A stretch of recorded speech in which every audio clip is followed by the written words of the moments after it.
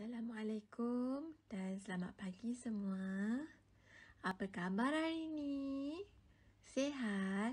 Cikgu harap semua murid-murid sihat aja ya. Okey.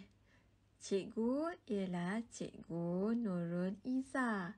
Murid-murid boleh panggil Cikgu Iza.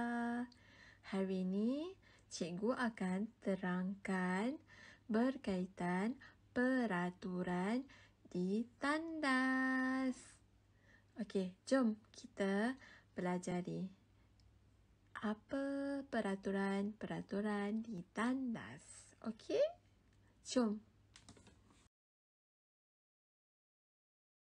Okey, sebelum kita pergi kepada peraturan-peraturan di tandas, cikgu akan terangkan dulu simbol-simbol tandas. Kita kenal dulu apa itu simbol-simbol tandas. Okey. Terdapat 3 simbol tandas, iaitu yang pertama tandas lelaki, yang kedua tandas perempuan dan yang ketiga tandas OKU ataupun orang kelainan upaya. Okey, ini adalah simbol tandas lelaki. Ini pula adalah simbol tandas perempuan. Manakala ini pula adalah simbol tandas OKU.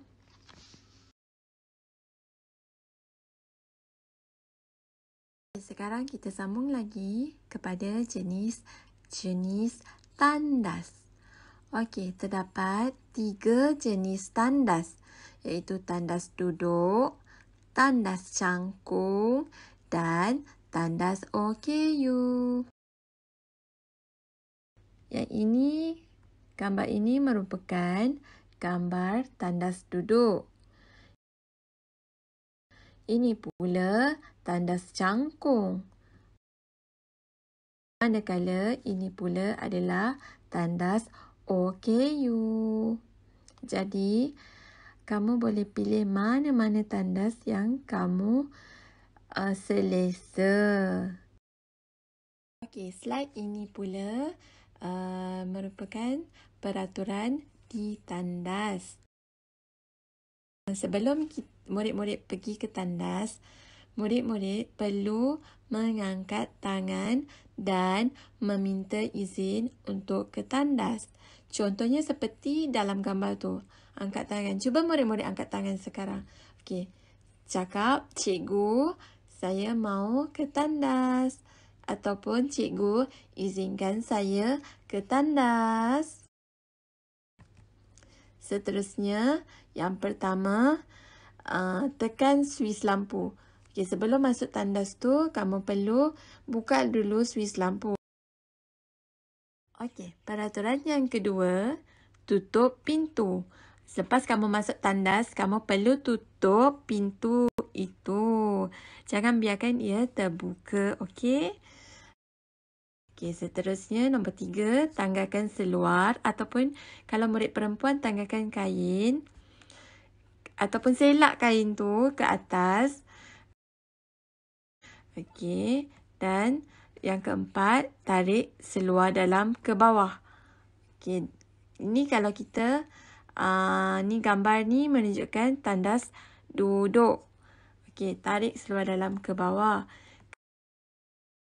Kemudian duduk atau cangkung dan buanglah air sama ada air besar ataupun air kecil. Okey, seterusnya yang keenam, cuci menggunakan air atau tisu. Okey, cuci bersih-bersih. Lepas kita cuci bersih-bersih tu, kita terus tarik ke atas atau kita pakai seluar dalam. Kalau kita buka seluar dalam tu, kita pakai balik lah. Tapi kalau kita dah tarik ke bawah, kita tarik balik ke atas. Okey? Okey, seterusnya, lepas pakai seluar dalam tu, kita haruslah pakai seluar. Pakai balik seluar sekolah ataupun seluar sukat ataupun kain. yang murid-murid pakai sebentar tadi. Seterusnya, pump ataupun tekan ataupun tarik tangki simbah ataupun yang dinamakan flush the toilet. Itu adalah nama dia tangki simbah.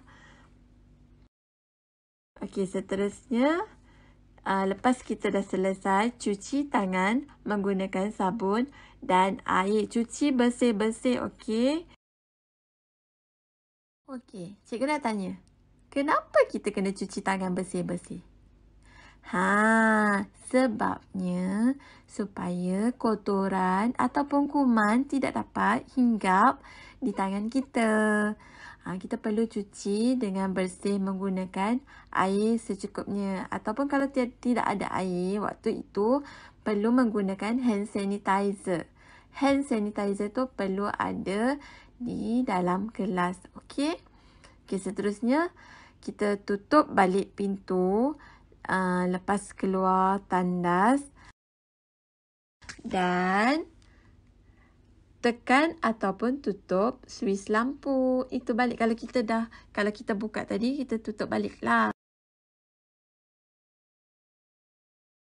Okay, slide ini pula adalah peraturan tambahan. Pada musim pandemik ini adalah peraturan tambahan, iaitu mesti pakai pelitup muka. Selalu pakai pelitup muka. Yang kedua, tidak dibenarkan berbual di tandas. Jangan berbual dekat-dekat, okey, dengan kawan-kawan. Okey, yang ketiga, terus je masuk ke kelas setelah selesai. Jangan pergi tempat lain dah. Terus je masuk kelas. Dan yang keempat, cuci tangan dengan sabun. Macam yang tadi, kena selalu cuci tangan menggunakan sabun.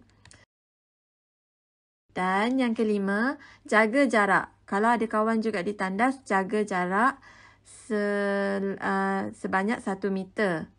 Dan hanya 4 orang saja yang dibenarkan berada di dalam tandas. Jangan ramai-ramai tau. Okey.